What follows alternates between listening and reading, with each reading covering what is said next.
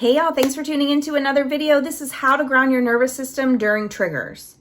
The first thing we need to understand is that we have to own our own triggers. Your triggers are not other people's responsibilities. So if you are triggered by something, you need to own that you're triggered by it and get inquisitive about yourself. Get curious. Why is this triggering me? Where did that come from? Does it come from something in my childhood? Is it coming from an experience that I had in another relationship? You know, I will tell you that oftentimes in this healthy relationship that I'm in, things will show up and I'll be like, oh, well, that's triggering, but it's not triggering because of you. It's triggering because of the experience that I've had in the past. So this is a me problem. So I tell him, don't take on the responsibility of fixing yourself or contorting yourself to be less of a trigger to me, because what you're doing is not unhealthy. It is exactly who God crafted you to be, and I'm triggered by something because of what I've experienced in my past. So I tell him, hopefully you continuing to be who you are and me continuing to get curious about myself and my triggers will heal that thing in me, because I know that I can count on you to be different because you are different. And so we have to think about what is triggering us.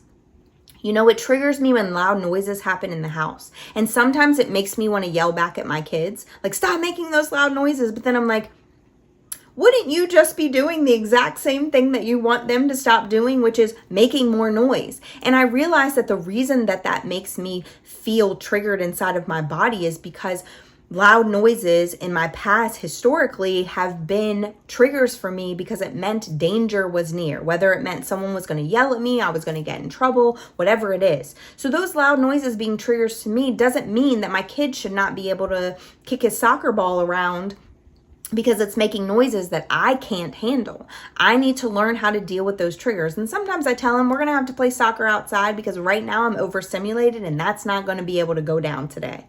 But sometimes I say, okay, Carrie, what is it that you're actually triggered by? Do you feel like you've done something wrong, and are you holding on to some sort of shame or guilt that's making you feel like everything around you needs to be fully at peace because you don't feel it inside of you?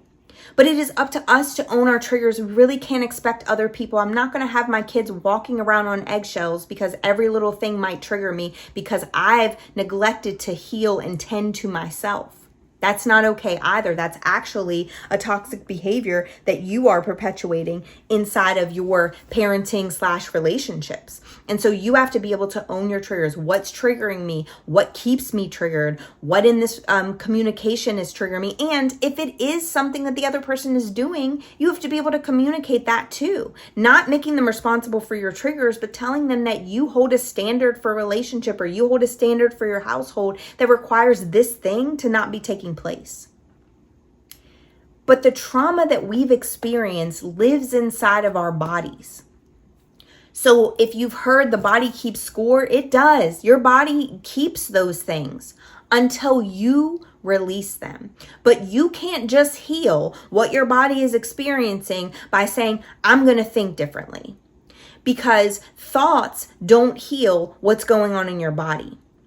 Different behaviors, different techniques, different patterns will heal what's going on in your body. You know, I've told this story before, but whenever I was in my toxic relationship in the past, the relationship had been over for well over a year, and we had to go to court for custody / child support issues. And if you've ever been in that environment, it is stressful, even if it's a great co-parenting situation. But for me, it wasn't great at the time. And so whenever he would walk in the room, or whenever I would be waiting for us to go in the courtroom, knowing that he was going to be there, my body would do the same thing that it did when I knew that he was going to walk in the door from work, because I knew he was going to have a problem with something, and he was going to yell about something, or he was going to be mean about something. And so my body would do the same thing. My teeth would start chattering, my hands would start shaking, my body would get cold.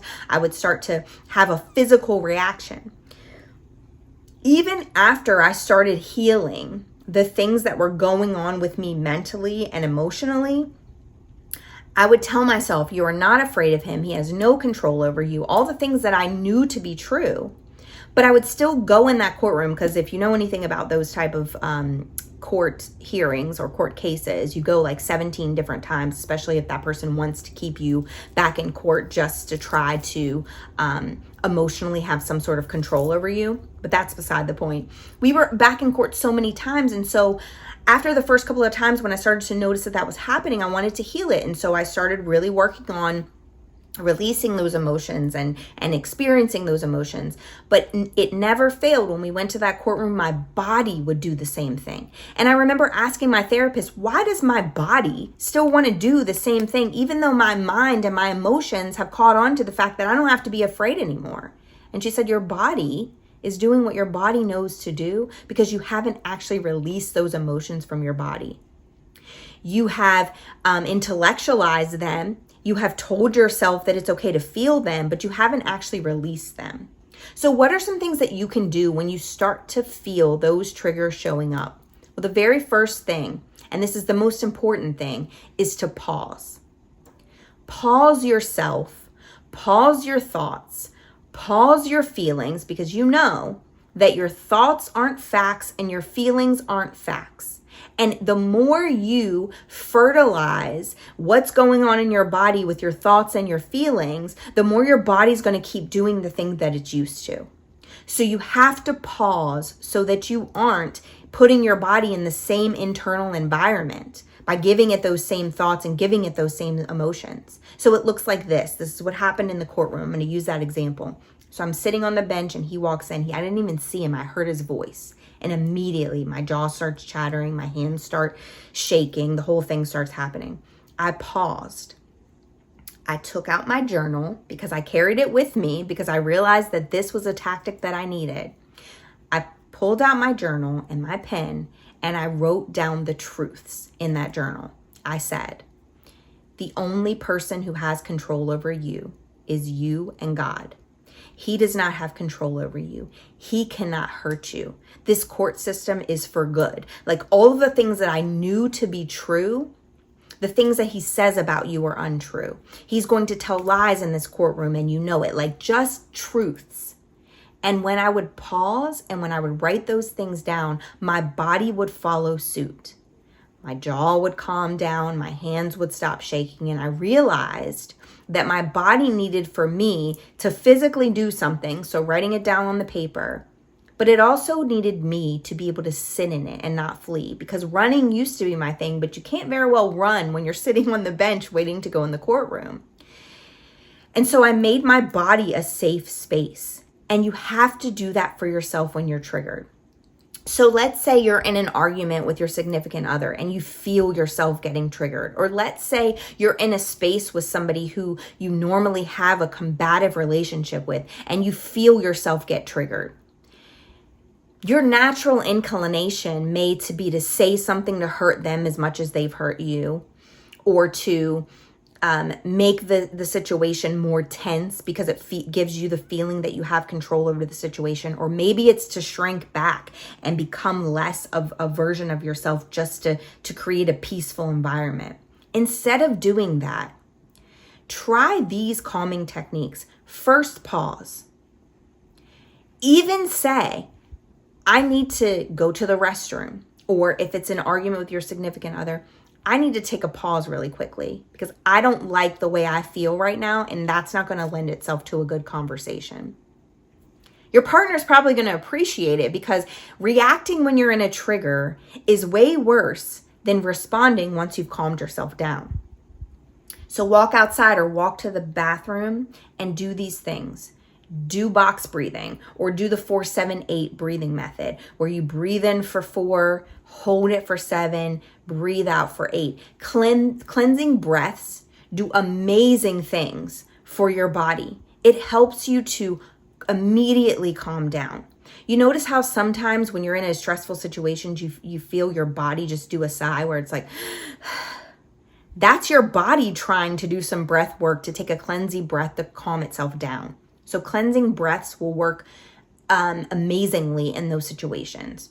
Or maybe you do some sensory grounding. Maybe you get out of the space and you just tell yourself 5 things you see, 4 things you hear, 3 things you feel, etc. Go all the way 5, 4, 3, 2, 1 and use all of your 5 senses. When you do that, You will ground yourself in reality and not in the falsehood that your body is trying to generate, or that your emotions or your thoughts are trying to generate. Or maybe you just need to take a little brisk walk, or shake it out, or do some stretching. All of those will help your body to release that thing. This is why things like yoga and meditation work, because it's helping your body to release it, and not just your brain to let go of it, and not just your emotions to feel it, but let your body get it out of there.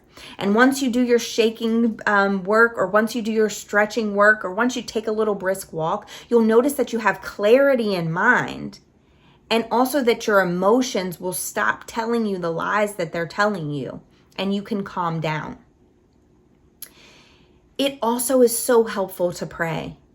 God, I feel myself getting super triggered right now. And I don't know if it's a me problem, a them problem, or an us problem, but I trust that you can take care of this space. So I'm going to hand it over to you. I'm not going to try to push back. I'm not going to try to be responsive. I'm going to do exactly what you call me to do, which is be compassionate and loving in this space. And if I feel that I'm being taken advantage of, that's something that you can guide me on later. But order my steps, control my tongue, and control my thoughts, and help me to take those thoughts captive so that I can act exactly how you would have me behave. When grounding works, and I've tried this, I'm telling you it works. When grounding yourself works, when pausing works, you'll notice that it doesn't change the external, but it changes exactly what's going on internally, so that you can ground your nervous system even if you feel triggered, so that you can get curious and interrogate the reality of the space, so that maybe those triggers don't happen as often.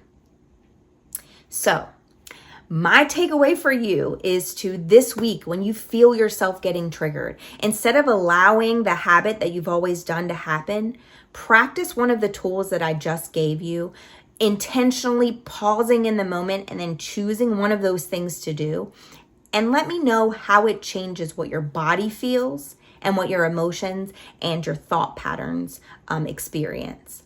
If you've done it, go ahead and share it in the comments so that other people may see your victory instead of defeat in these moments of being triggered, because our triggers are our own responsibility.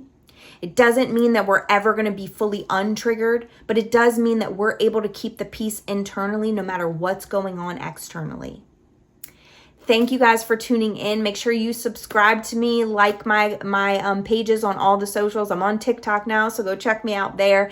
And as always, if this message resonated with you, or you know somebody that it will be helpful to, share this message, because knowledge gained and kept to yourself is selfish, but knowledge shared with the world could just be the catalyst for change that breaks people free from the bondage that they're experiencing. And that is what my hope is for this channel, and for all the words that I say, is that it will break someone free and have them freely walking in this world exactly the way that they're supposed to be. So thank you for tuning in, and I'll see you again next time.